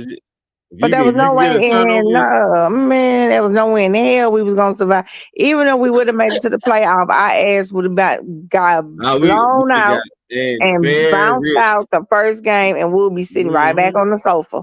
Yep, we would have got embarrassed. That's why when I saw that defense didn't get no better, I said, "No, Philly can have it." I'd rather watch Philly get smoked first round. Right. That's how I felt. That was going. But you know what? I could see Leonard being the DC because the Broncos was playing a 5-2 this season. So let me ask y'all this. I heard that he talked to them on the low last year about the defense coordinator position. Was Leonard one of them? Because I was trying, because I mean, looking at like some of the names that I have been seeing, some of them are like they're spinning the block on a couple of names. Maybe that was because I was him. I heard he came in the interview last year, but Jerry wanted Flus. Who Jerry wanted, yeah. So I don't know. I mean, like I said, anything is an improvement. I'm just happy we going in a new direction. So that's my thing, man. But it also looks like just like with what's the names? Now I want to keep bringing him up, but I do know that that Orr and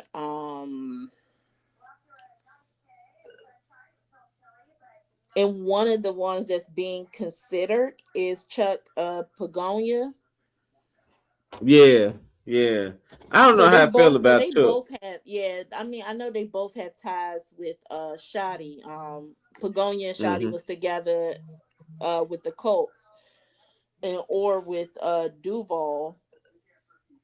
That's the only one. I mean, Jonathan Cooley, the Carolina pass game coordinator. I don't know if I want. I don't know if I want anyone from Carolina. And then what was the other one? Carolina played some pretty decent defense though. They did. They played some defense. They did. They did. And then the one from homeboy from the Browns, the Schwartz. Is that him? Talking about the D coordinator, Jim Schwartz. Ephraim. I got him. I don't think I want anyone from the Browns. that's just me. Yeah, I mean, Browns defense pretty good though. Yeah, but he was a secondary coach. Yeah, I'm saying the secondary nice. They got some. Well, they got talent in the secondary too though. Yeah, like that Denzel Warriors. They got some nice pieces. Yep. All right. So you wanna pick some games and get it on out of here? Cool. All right. So what nigga done got on down on me? Oh, but one thing I can say with this draft, the linebacker class is the deepest class. Yeah. And I do have the prospect of some, that's being considered so here's some important dates for everybody tuning in. On the 27th, January 27th, you have the East-West Shrine Bowl that's going to be in Frisco, Texas. It's going to be at the Star. I think some of the players will be coming in, and the coaches. a few days leading up to it because they do have to have practice. So the game is on the 27th, and then you also have the Senior Bowl, which is in Mobile, Alabama, on January 31st. So that's when that game is. So you're going to have our scouting department split between 2 games and everything. They won't have like official interviews at this one. They are allowed to talk to a couple of the players. I think it's for like maybe 15 to 30 minutes. So you have that, and then you also have the HBCU Legacy Bowl, which is going to be in New Orleans, Louisiana. But before that, you do have the HBCU Combine. I really hope that the NFL Network will get back to showing it on TV. So the HBCU Legacy Bowl. Well, we got some time. It's going to be at Ullman Stadium. That's on February 21st.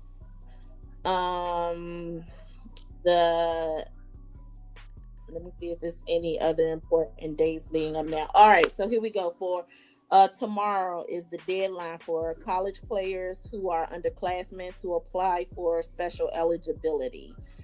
Yeah. So that's coming up. Then, of course, you got all your playoff games that's coming up in the next couple of weeks. We already talked about the East-West Shrine Bowl at Forest Center and the Senior Bowl in Mobile, Alabama. Then, the Pro Bowl games and the Super Bowl game. February 27th. February 17th. This is important. Is the beginning date February 27th at 4 p.m. Eastern Standard Time. Clubs may designate franchise and transition players. So this is where the tag. You can start tagging whatever players, and you have until March 3rd at 4 p.m. Eastern Standard Time. So you could basically start during that 2-week window. You could basically start franchise tagging players. February 23rd through March 2nd, you have the NFL Scouting Combine, which was created and architect by our very own and my buddy who I had the privilege of knowing, Gil Brandt, who was the Cowboys VP player of personnel, which is now the position of Will McClay. God rest his soul, Gil Brandt. He is the architect and the creator of what we see now of the NFL Scouting Combine. That's going to be at Lucas Oil Stadium in Indianapolis, Indiana. He said, and what's the dates on the combine again? The February 23rd through March 2nd. So here is players, front offices, media, they could start checking in at on the 23rd.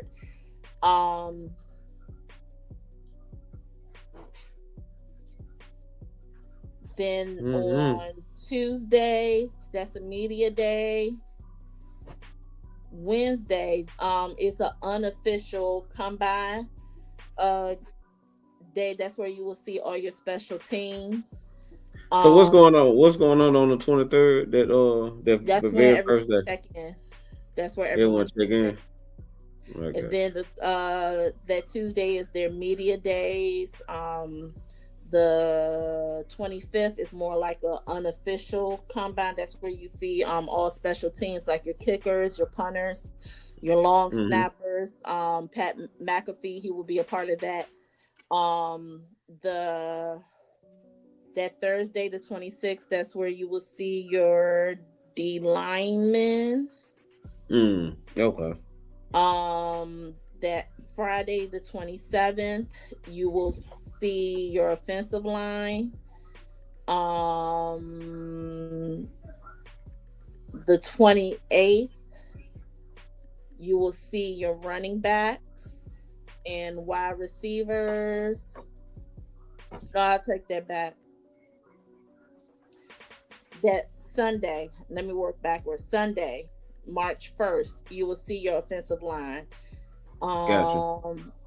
Saturdays, you will see your quarterbacks. Fridays is your running backs, wide receivers, but also on the 28th, which is that Saturday, not only with your quarterbacks, you will see some of the wide receivers and running backs that the quarterbacks will throw to, and the second is basically the checkout date.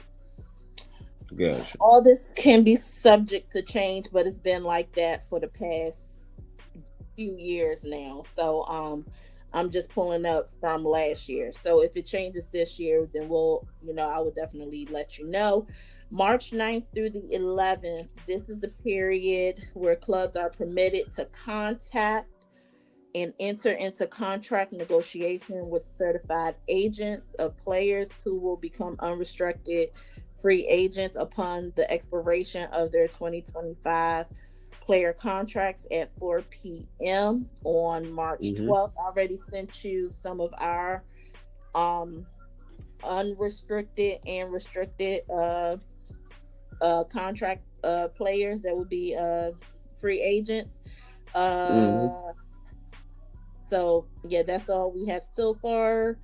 Then March 11th is Happy New Year. That's when the NFL season begins at 4 p.m. Eastern Standard Time. Then we'll go through some more important dates at a later date. So that's where we at right now. Gotcha. Okay then. So the new league year is March the 11th. Yep. That's what's up. So if you still have your Happy New Year hat, just dust it off. Yeah, might do a show come in like that. So you gonna pick these guys? See, tell everybody who's going to the championship Sunday. Yeah. All right. So the first one I got the Buffalo Bills versus the Denver Broncos in Denver. Ooh, that's gonna be a good game. Yeah. I think Denver is gonna pull it off. Yeah, I think this is it for Josh Allen, man. I think this is it. Yeah, I think this is it. Because the way Denver get to the quarterback is almost like Houston. You know what I'm saying? Yeah. Yeah. They and I don't know, man. I don't think Josh got the weapons because but Bills really don't have no receiver. They really don't have a number one, and Denver secondary is something serious. So I don't know. I don't see it. It's a terrible matchup. It seemed like their receivers is basically Josh Allen. Josh everything. Well, all right, so you got. Didn't one of their players get hurt in a wild card? Was it Cook? I don't think Cook got hurt. Who got hurt? Was it Cook? I don't think Cook got hurt. Or was it Cooks? Brandon Cooks? Maybe Brandon Cooks. Because I saw the running back. The running back was on the sideline celebrating when Trevor Lawrence threw their pick. Oh, okay. So yeah, I don't think it was him. Maybe Brandon Cooks. Yeah, but even if that's not the case, I still give it to I'll still give it to Denver. All right, so the next one I got the San Francisco 49ers at the Seattle Seahawks in Seattle.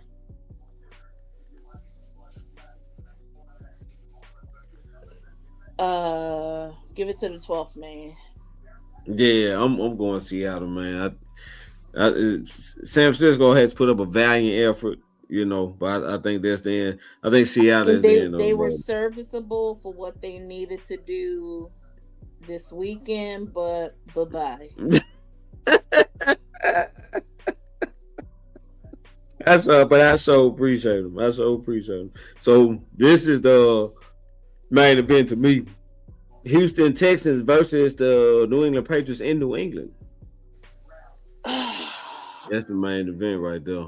I think this game gonna come down to the QB. It's going to be a good game. It's going to come down to me. It's almost going to be like yesterday's game. It's going to be. It's going to be exactly like yesterday's game. Who's going to be the best quarterback? It's going to come down to who's going to be the best quarterback. Yeah. But I think I'm expecting both defenses to show up, man. So yeah, both defenses is going to show up. They got big boy Sheldon Rankins and that crazy Will Anderson. Oh, I don't know. I think New England. I have to give it to New England. I don't think New England will be able. That's the question I have: is New England going to be able to run the ball? That's the question I have. They got him. So this is. But let me say that front though. If you can't block them, it don't matter who you got in the backfield. If you can't block them, ain't gonna be nowhere for them to go. Can I change my prediction and just say I wouldn't be disappointed with either one? We talking about Houston or New England? Yeah, I would not be disappointed with either one because this is going to be a good game. It's going to be a high end. It's going to be a good game. Good game. It's gonna be a good game. I'll be okay with either one. I don't know. I don't know if New England be able to run the ball. I don't. I don't. But then the thing is, the Texans probably won't be able to run the ball either because we don't know what the situation is going to be with Nico Collins. Yeah, Nico Collins got concussion. Nico Collins out, but they got a young receiver that's basically Nico Collins Jr. You know what I'm saying? So yeah, they're not going. It's not their offense not going to change that much. So I don't know, man. This in New England. That weather, I think I might lean to. Damn, but it's hard for me to pick against it. They played okay in Pittsburgh, and Pittsburgh is butt cold, just like New England. It is. Man, it's hard for me to pick against that defense or Houston defense. I promise it is. I'm gonna go with Houston. Yeah, I'm gonna go with Houston. I wouldn't be surprised. I'll be okay with either one. Because it's gonna I'm gonna go with Houston. I'm gonna have my popcorn ready. Yeah, I'm gonna go. All right, so last one, Los Angeles Rams versus the Chicago. It's getting down quick. Yeah, this season went by. LA Rams. It went by too fast. Oh my God, it went by so fast. It seemed like we just got out of like week 1 or week 2.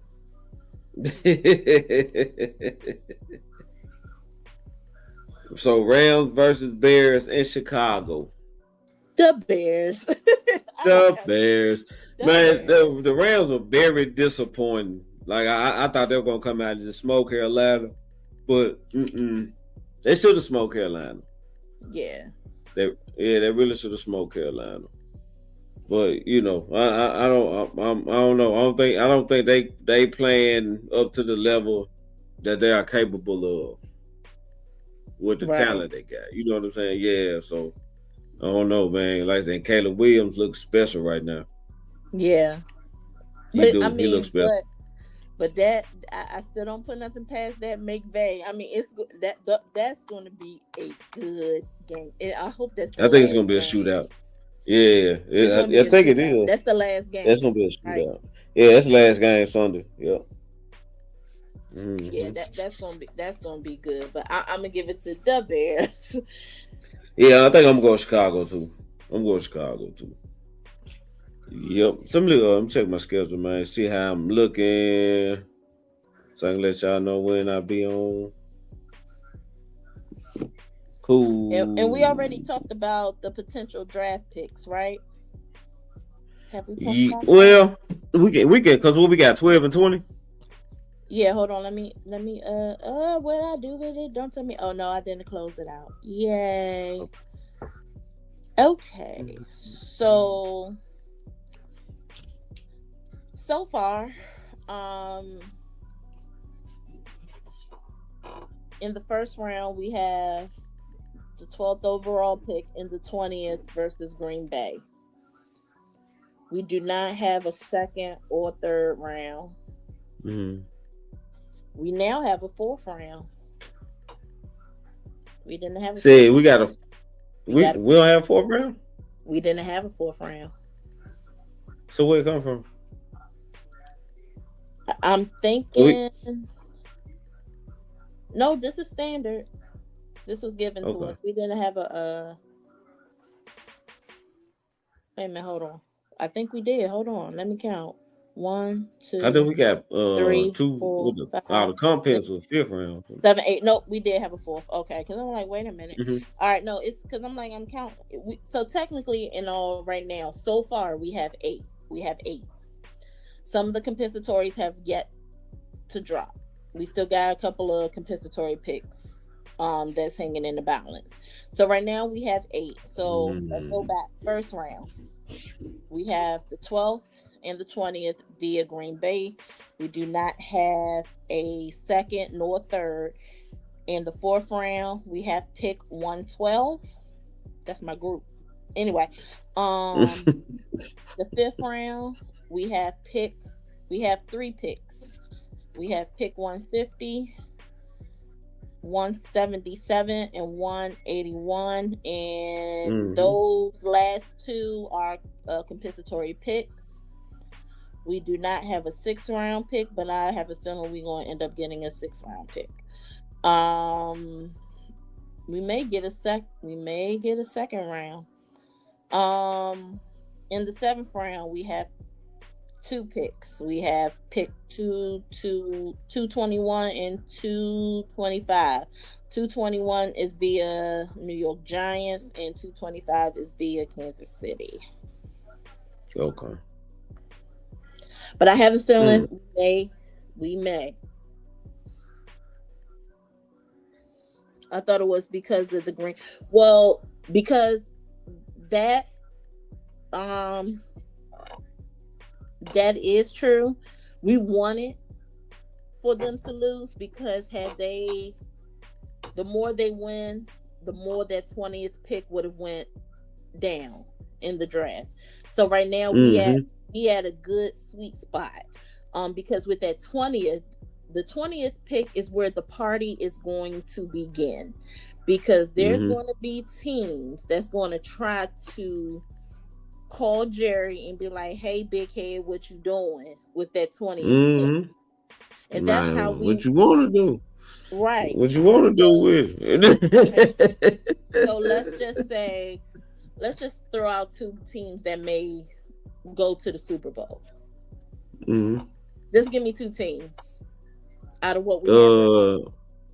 So let's go Seattle and Houston. Seattle and Houston. Okay, so let's say Seattle wins. Seattle will get the 32nd pick, and Houston will get the 31st pick. So let's say there is a player that Seattle definitely needs. They can call up to Jerry.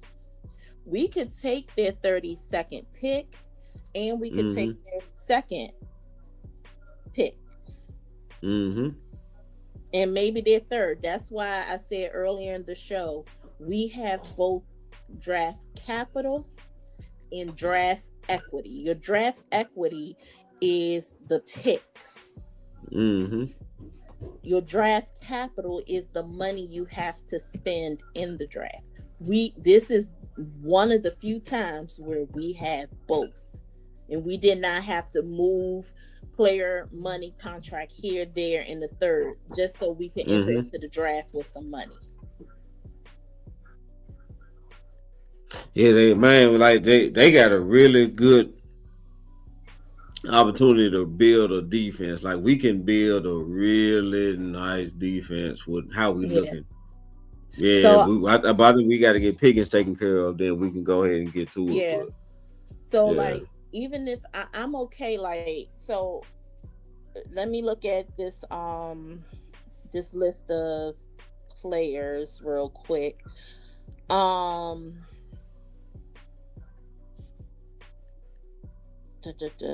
is it?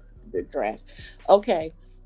So I do know that the Cowboys like Bain. I mean, they like David Bailey of Texas Tech, and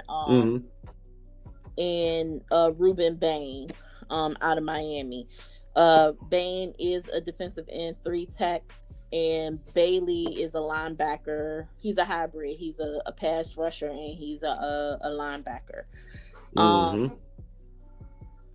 I know that they favor Bain more than Bailey. So let's say, if anything, the Cowboys go get safety Caleb Downs out of Ohio State.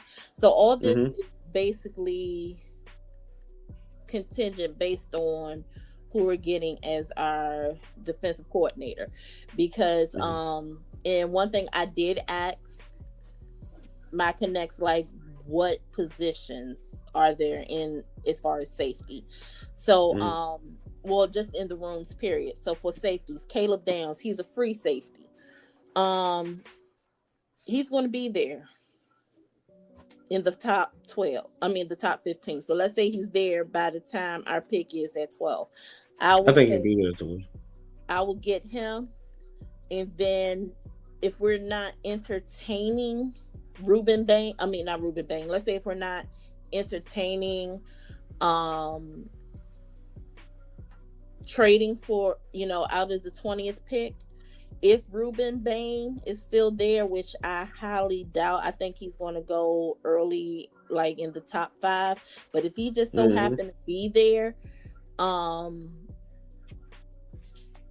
get Ruben Bain. I mean, there are a lot of edge rushers, but this linebackers, I really don't want, honestly, and I'm gonna be honest with you, I don't want to draft a linebacker in the first round. Me neither. Because you're putting all your weight on this one person. Say you're the end all or be all. But one good piece of tip I can throw out there: you can tell how we're going to draft based off of how aggressive we're going to be in free agent. And that's one thing that, if you listen to Shotty's interview, he said he's not going to be stagnant when it comes to free agency. He's going to jump out there for free agency. I could see us getting another veteran edge rusher and linebacker, but he already said he did not want anyone that's injury prone. Because it says a lot, man. If you're injury prone, so and that's been our thing. We like them guys that's hurt a little bit. Jerry loves them. Yeah. Jerry says that we don't have to pay them a lot because of injury prone. But like I said, everything is going to be is basically going to be it's going to be contingent based on who we got. Like when it comes to the cornerback room, some of the players that they're looking at Jamad McCoy out of Tennessee. He's a man press corner. They're looking at Mansour Delane from LSU. That they I heard that boy monster right there. Yes, they got to him out. Yeah, he's a man press corner.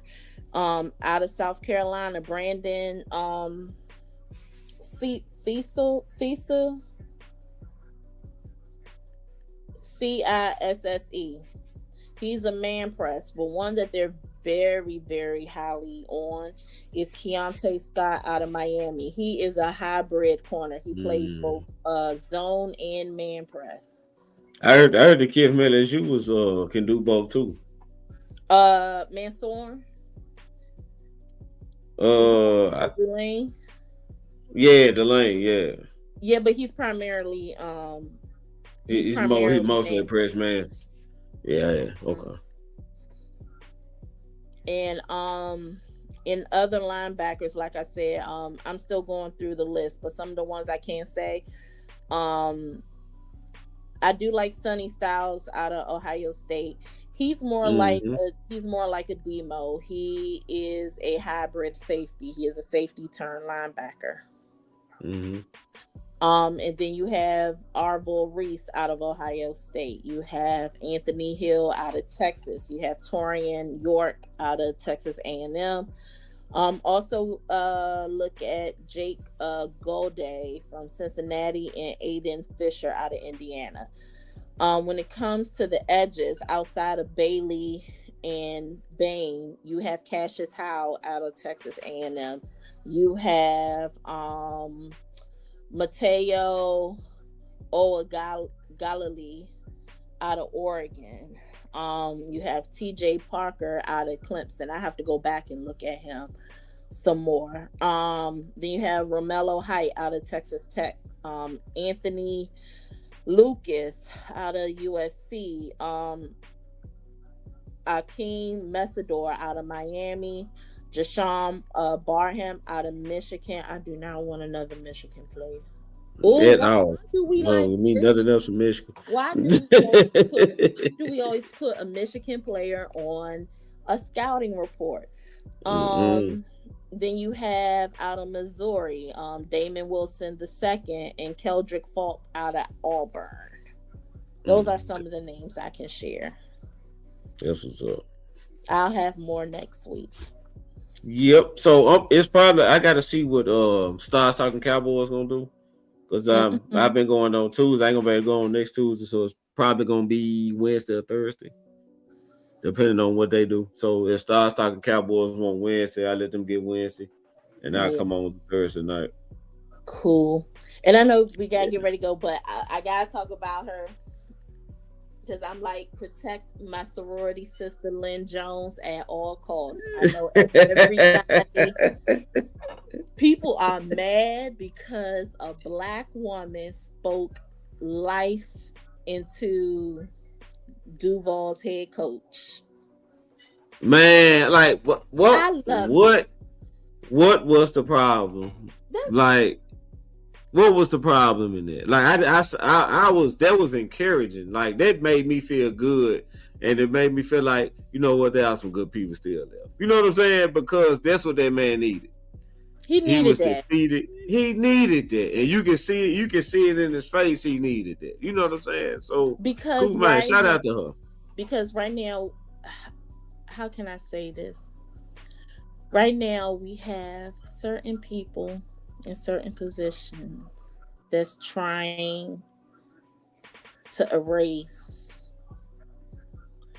the culture of what makes this country thrive. As a Black woman, I don't care what you do or what you say, you can never silence a Black woman.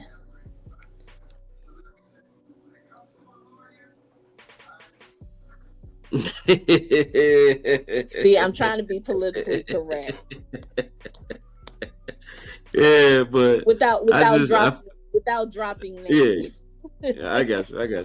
But like I said, I don't know, man. I feel like who would have a problem with that? You know what I'm saying? Like, people how that would don't you look get like us? People that don't look like us? The ones that don't bring the culture like us?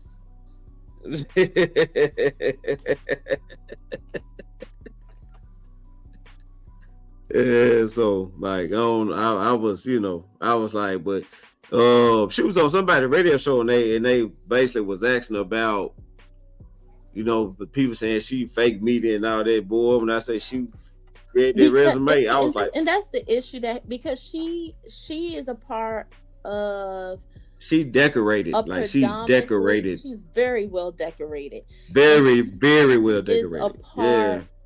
She is a part of one of the few thriving African American newspapers that we still have to this day. Mm-hmm. Like in my area, we have the Afro paper, who was founded by Carl Murphy, John and Carl Murphy. And that paper is still thriving to this day. And we've had, and I think right now, out of the hundreds or maybe thousands of African American newspapers that we once had, I think it's in the hundreds now. So to have a paper that's in a, and I'm gonna be real with you, Jacksonville got some racist areas just like Daytona, Florida, but to be a thriving African American paper in that area, and then you're able to be in the media, the sports media room, that says a lot. So yeah, that says a lot. Protect my soror Lynn Jones at all costs. Don't come for her. Don't come for Azetas, because we're not the ones. Yeah. All right, I appreciate you coming through, sweetheart. We like I said, we gonna talk. So yeah, whenever I decide, we figure out what Stars Talking Cowboys do, then I go out. I'm hoping for us to have a DC. I don't think we're gonna have it this week, to be honest with you, but sometime next week, because next week that's when everyone start leaving. Well, I mean, I'm not even gonna say leaving to go to Frisco for the East West Shrine Bowl, because we need to have a place for the Shrine Bowls and stuff. That's right in our facilities. But I know some of them will be cutting out early because they have to check in, for the Senior Bowl. All that is in the same week. I don't know why they plan stuff like that, but one thing I can say about the East West Shrine Bowl is some of the players that you will see that will probably be more so like a draft, like a draft day 3. So these would be like your later rounds in the East West Shrine Bowl compared to the Senior Bowl. Like, you didn't see Shador play at the East West Shrine Bowl, but he played at the Senior Bowl. He was like a first round pick, but Shiloh played at the East West Shrine Bowl. So but yeah, that you will see more, more so of like your round 3 through 7 players at the East West Shrine Bowl. Gotcha. Yeah. Yep. All right. So I appreciate all y'all for coming through in the comment section, man. And then I get the pro, because you're in Memphis, right? Yeah, you're in Memphis. Yeah. Once I get the complete list of the pro days, I will send that to you, because I know some pro days at universities are open to the public, where some are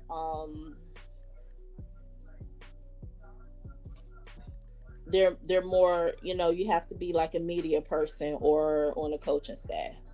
I guess. Yeah.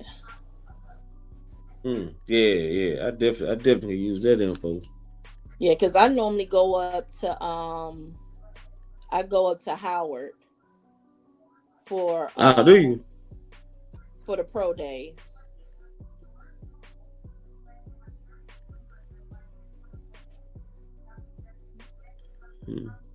Cool.